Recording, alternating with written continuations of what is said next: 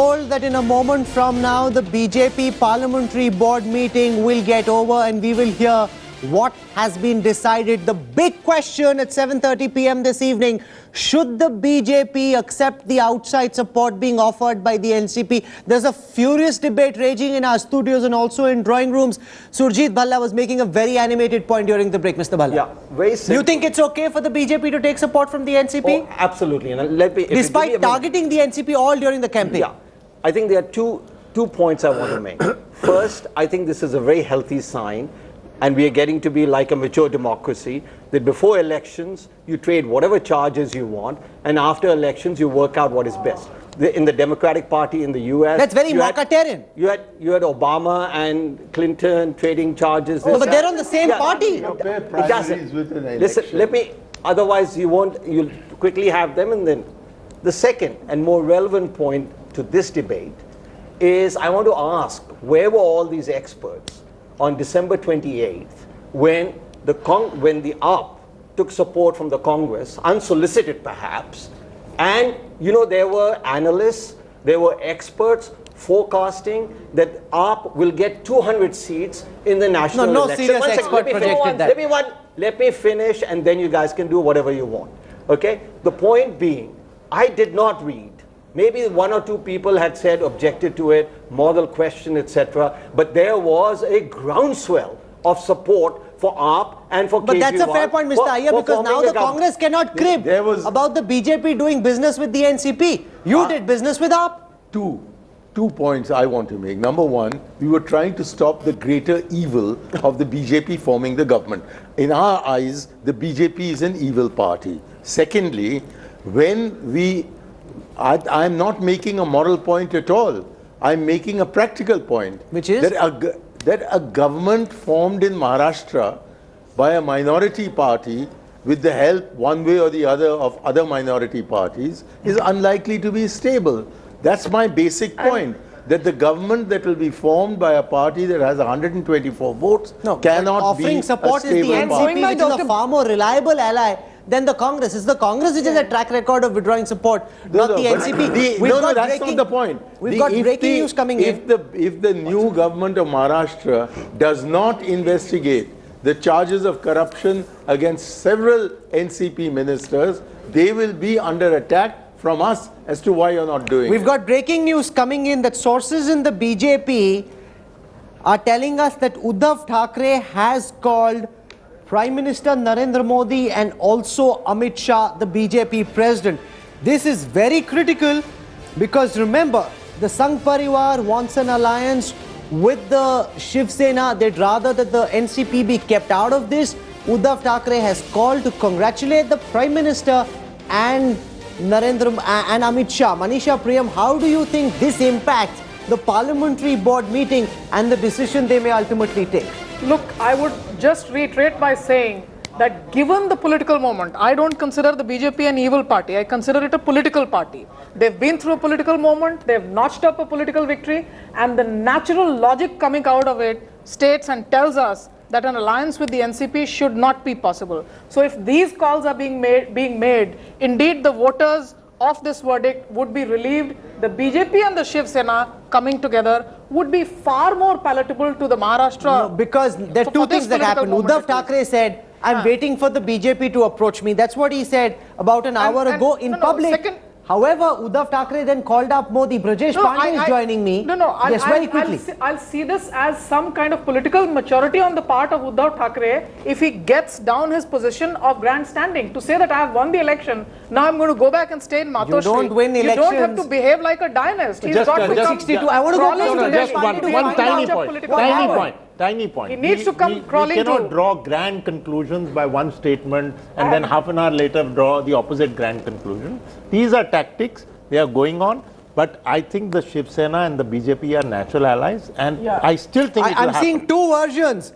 One version from Mumbai, some people suggesting, Brajesh, that it is Amit Shah who called up Uddhav Thackeray. Another one saying that Uddhav Thackeray called up Narendra Modi. Who called whom and what did they discuss? What do we know? Well, Rahul, it's a very strange situation because, when Amit Shah held the press conference post the grand victory in both Maharashtra and Haryana, when we asked him questions about whether they will get in touch with Shiv Sena, he kept on saying that, BJP was not the party which did not break the alliance. So it is up to the Shiv Sena. And immediately, some 10-15 minutes back, we got a call saying that, that there are some rumors which are being said that it was Amit Shah who had called Uddhav Thackeray, and the BJP guys denied it, and they said that it was Uddhav Thackeray who had called Narendra Modi and Amit Shah and congratulated them on the victory. So it looks like, that the both party wants to convey an image or wants to project an image which says or which suggests that, it was the other party which bent first and made the first call, and then no party was. It's kind of an ego war which is going on between Shiv Sena. No, but did and they BJP. call each other or not, or even the call is a rumor? No, the BJP guys are saying that the BJP has received call from Shiv Sena, and they're saying that the information which is emanating from Mumbai, which says that Amit Shah had called Uddhav Thackeray, is not correct, and it was Uddhav Thackeray who has called BJP leaders and congratulated them. But there's so much ego in this relationship, Sheshadri Chari. However will you be able to do business with them? You can't even accept that Uddhav Thackeray called Amit Shah. The other spin is that no, it's Amit Shah who called Uddhav Thackeray. See, clearly the chemistry is all wrong in this relationship. It was call waiting on both the sides.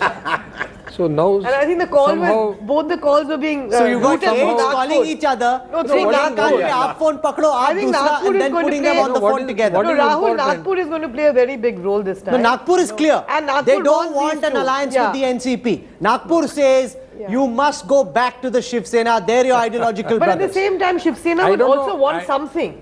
In order to give, they're not going to give it gratis. They will want ministerships, some portfolios. So only when everything is sorted out, I think the ego problem will be sorted out. So the joker in the pack is the NCP that's gatecrashed this party.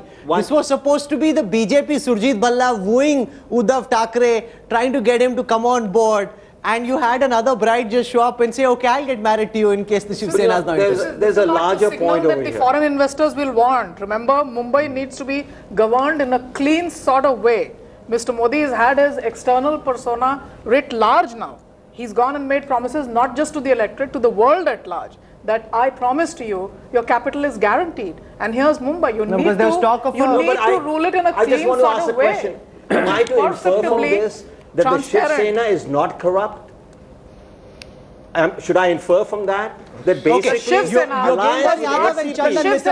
not a part of the UPA alliance. Chandan Mitra, as you can see in the studio, a raging debate over whether the BJP can justify taking support from the NCP.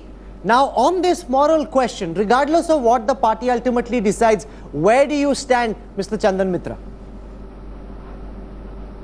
No, my individual view does not matter. I am a member of the BJP. Whatever decision the party takes is absolutely fine. But are you okay with the party deciding to take the support of the NCP? Now, my individual opinion, even if I have one, is not for the TV channels. If I have any opinion, it is to be said in party forums. I am a party member. Now, I am objecting to the way you have been kind of jumping to conclusions in a constant and consistent attempt to paint the BJP with a tarnished brush. And I think that argument has fallen flat because now BJP and Shiv Sena are talking and therefore this issue may not arise. So what is the point of speculating? What is the point of answering? No, but one second. Chandan Mitra, you would acknowledge that the NCP sideshow is part of the same game of Teen Patti. The NCP sideshow is not happening in isolation. It's being done at the best and with the full knowledge of the BJP top brass. No, and usually the media is always blamed. If we had said sources in the NCP have said so, then they could blame the media. But here Mr. Praful Patel comes out, 4 hours ago, 5 years ago, and unilaterally offers outside support to a party. So naturally, it will lead to a lot of sort of questions and analysis. Okay, Chandan Mitra. But he has offered unconditional. BJP has not accepted or rejected. So how can I say whether it's, and where is the moral element coming in this? Yogendra Yadav, do you think BJP and Narendra Modi's moral halo will diminish if they were to accept NCP's outside support, or can they get away by saying we didn't seek support, they offered us support, we'll take support from whoever gives us support? I'll say two simple things here. One, I really don't, I mean, I can see lots of you are very excited in the studio. I really don't see what the excitement is all about. Allow me to offer a very simple explanation. I'm nobody to advise either the Congress or, I mean, the NCP or the BJP. But the fact is that BJP and Shiv Sena have had a long relationship. In all likelihood, going by a very simple, naive understanding of politics, they are going to come back together. And the real problem is the price. The price has to be negotiated. Shiv Sena may be quoting a bigger price. So they are using you, the media, to beat down the price. That's all that's happening. I mean, this may be a simpleton reading, correct me if I'm wrong, but this is all about beating the price through television studios. Second is a deeper moral question. I understand what Mr. Surjit Bhalla said, which is that you got to be practical. You cannot use all the rhetoric of election, in normal times. But I thought he was making a principle and a virtue out of a complete lack of ethics stretched there. He was basically saying politics is like a market. Don't get into ethical discussion. Don't take morality too seriously. Sir, the Aam Aadmi Party, I must remind you, took support from the Congress after calling the Congress all manner of names in the Delhi Assembly election. That one decision also takes away to some extent the moral halo around the Aam Aadmi Party to say what you're saying, sir. Rahul, allow me to remind you, and I would request the BJP to do exactly what we did. Number one, we wrote letters both to Congress and to BJP to say these are the issues that we want support for. We had listed, made it public. Number two, we went to the people of Delhi. We asked them, this is not what we got mandate for. Would you allow us to do it? If the BJP takes both these steps, which would be somewhat different from what Mr. Surjit Bhalla is suggesting, then I would not object to it. Phone conversations with both the sides. But what we are seeing there is no phone call conversation between BJP and NCP, and let me remind him that it was this Aam Aadmi Party we said we will send Sheila Dikshit to jail.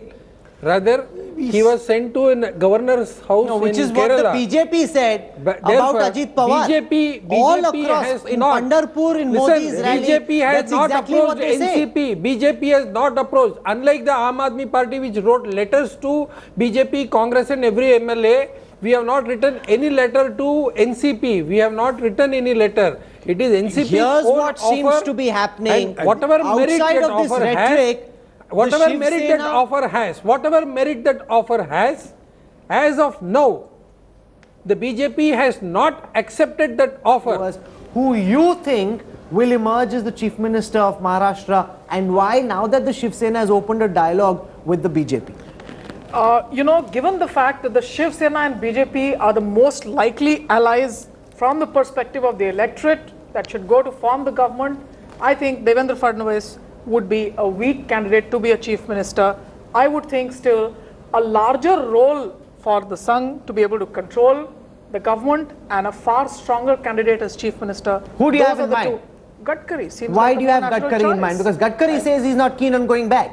No, nobody who's going to be anointed the Chief Minister by a party and a collective decision is going to say, oh, I'm going to do this. Those who say are the ones... Siddharth Patia, do you support the bet on Gadkari? Manisha Priyam in Diwali Teen Patti season is betting on Gadkari. No. So I'm in fact, I'm taking the opposite view and projecting Devendra Fadnavis because of the exact opposite reasons that they would want somebody who now projects an image of being clean, who's a little more malleable, who's not entrenched with several other interests within the state, and is not very close to several other So your parties. money is on Fadnavis, Manini Chatterjee. I think Fadnavis, because I think the very fact that this phone call has taken place, I said whether Delhi called Mumbai, Mumbai called Delhi, it went through Nagpur.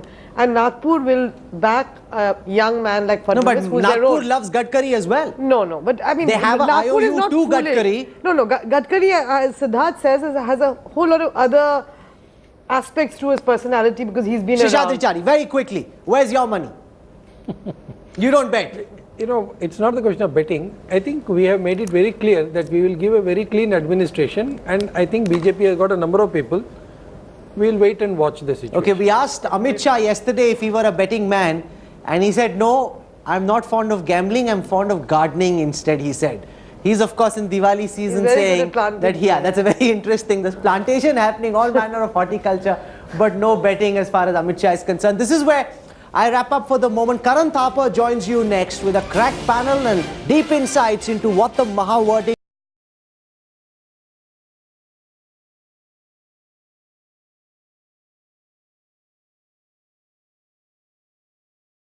of 2014.